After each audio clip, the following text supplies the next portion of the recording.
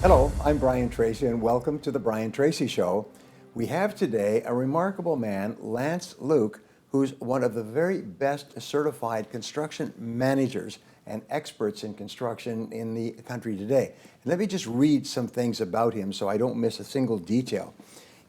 Lance has over 35 years of experience in inspecting and managing construction projects, ranging from high-rise and office buildings to townhouse complexes and single-family homes. He's a professional problem solver, and he also serves as an expert witness involving construction defects. His specialties are concrete repair, roofing, waterproofing, painting, asphalt roadway construction, electrical upgrades, plumbing retrofit, and more. He follows a simple catchphrase, which is on time, on budget, and following plans and specs.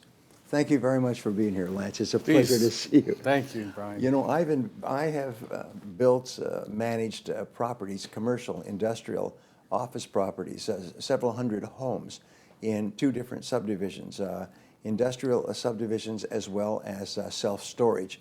And so I know a lot about this business and all the problems and difficulties that you can have. And so I respect your profession very much because you guys have saved my life and my bank account a couple of times. That's right, so thank you. Tell our viewers a little bit about what you do. Well, basically, I'm a construction engineer.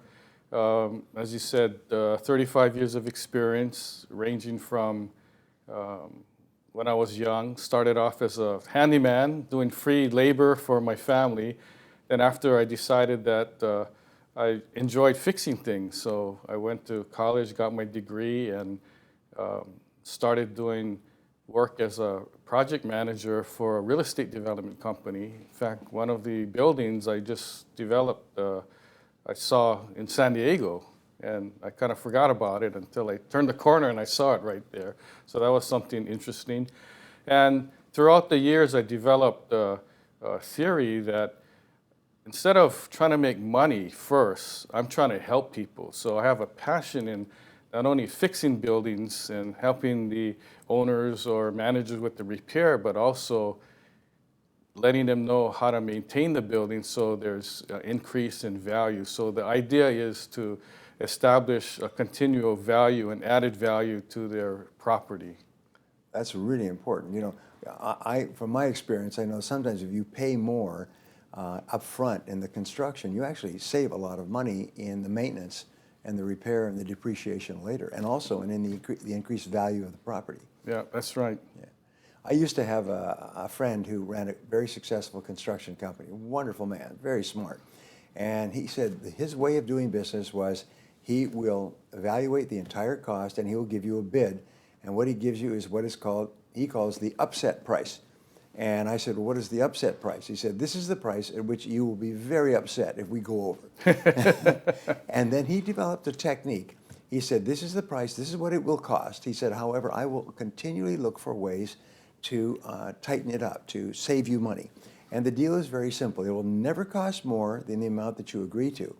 And any amount that we can save in the course of the construction without sacrificing quality, we will split the savings 50-50.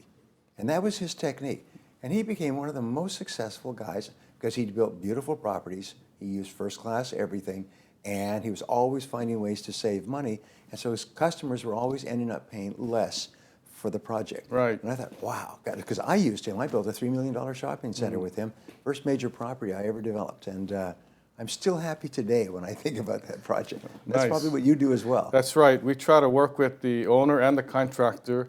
We call it value engineering and saving money. And a lot of times when owners go out to bid, they get 3 bids and they take the lowest bid. That's not necessarily the right way because we're looking for best value contractor, not only lowest bid, but qualifications, reputation. Is a contractor going to still be around when the work's done or come back?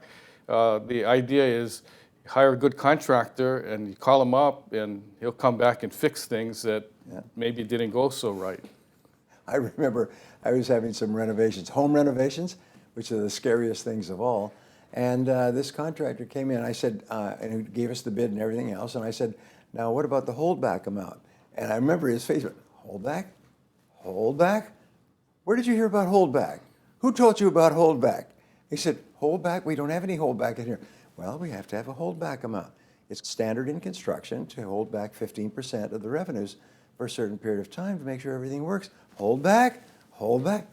I still remember he was so upset about there being a holdback because they want to just get the money and run. That's right. That's why in our contracts we specify 10, 15% retention as a holdback. So if the contractor decides he doesn't want to come back, we still have money to finish the job. That's great. And you know, there's an old saying of Peter Drucker's. He said, "You can never make anything foolproof because fools are so ingenious." And in contracting, you can never make anything watertight because they're always trying to find a way to get around and do less for more. That's And- right. And that's what you help Yep. your customers against. Well, now tell us, you do some unique things that make you different, better, superior to your competitors in the market. So if someone were going to say, I'm thinking of using your services or a competitor's, why would one use your services rather than someone else's? Well, thanks for asking, Brian.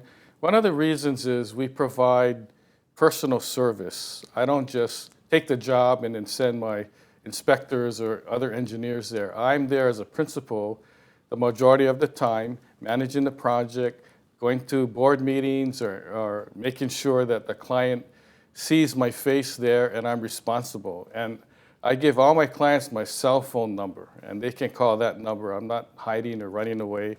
That's how they know. Once I say, you can call me anytime, email me, I'll respond to you within 24, 48 hours. And they like that idea. They said, wow, we like that, you know. So being approachable and being able to answer the questions, and I tell them straight out, if I don't know the answer, I'll find it because I know the sources. I work with a lot of engineers, architects, contractors, and I do a lot of research myself. Although I have many degrees, I still try to learn because there's never enough that you can not learn. So I'm always learning, researching. I'm online wee hours of the night looking up building materials, new products, and that kind of thing. That's great. That's great. You go the extra mile. That's You right. know, Napoleon Hill talked about that in 1936. There's no one can ever stop you from doing more than you're being paid for, from putting in more than people expect, from going that extra mile. Mm-hmm. And I always love that wonderful line that says there's never any traffic jams on the extra mile. That's right. So that's what you do. You go Yeah. the extra mile for your clients. Well, now you've had great success stories in working with lots of different customers. Can you give us one success story that you still remember with sort of pride and affection where you were able to come in and really improve a client situation? Yeah, I can think of one where a townhouse project that we had new roofing done. And it was pretty expensive, top of the line roofing shingles. And when I did my final inspection, there was this white powder on the shingles. And I told the manufacturer's rep, you know, what is that about? And he said, oh, don't worry, it's a manufacturing issue and it'll just wash off in about 6 months. 6 months came, it was still there. It was like white stains on brown roofing shingles. A year passed, stains are still there. I called the rep, said, what's going on? He said, well, wait about a year or 18 months. That time period elapsed, the stains are still there. So I finally called up, I said, I'm reporting that the shingles are defective. So we want to make a warranty claim. And he said, you didn't opt for that additional rider in the contract. We were allowed to claim for the warranty. I said, it doesn't matter. I consider the shingles defective. Bottom line is that after fighting out in the emails and talking on the phone, I got 8 buildings replaced for free at no charge, saving my client about $275,000. So I was a hero. And that's a story that I like. Now, this stain, just for my edification, this stain, did that cause the shingles to not perform, not protect, or was it ugly? That's a good question. It was ugly. The manufacturer said it's just a look thing, you know, cosmetic issue. And I said, yeah, I agree, but the fact that these shingles were solar reflective, top of the line, I said, if you have a white area or stain that's not doing its job, it's not deflecting enough sun. So I said, it doesn't work like it should. And then I said, I'm going to take some samples, send it to the lab. And after that, they said, no, no, we don't want to argue with you, and we'll just go do it. No, they don't want to get on the internet That's right. nationwide that they've sold defective products. So I got a happy client, and they keep calling me for other projects. That's great. That's great. So how can people reach you if they want to use your services? Oh, they can have a website, hawaiibuildingexpert.com. hawaiibuildingexpert.com, right? And another site, building.expert. Building.expert.com? No, not .com. Just building. building.expert. That's a new That's domain it. name? Yep. Expert, look at Or that. they just put Lance Luke on Google, and I'm right there. There you go.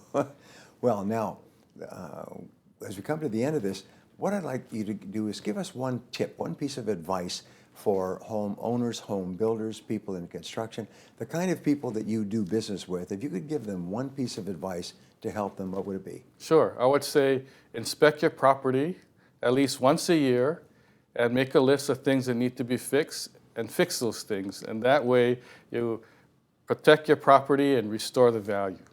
Wonderful. And always maintain the value so it has higher resale value and more enjoyable to either live in or work in. That's right. Thank you very much, Lance. My pleasure, Appreciate Brian. it.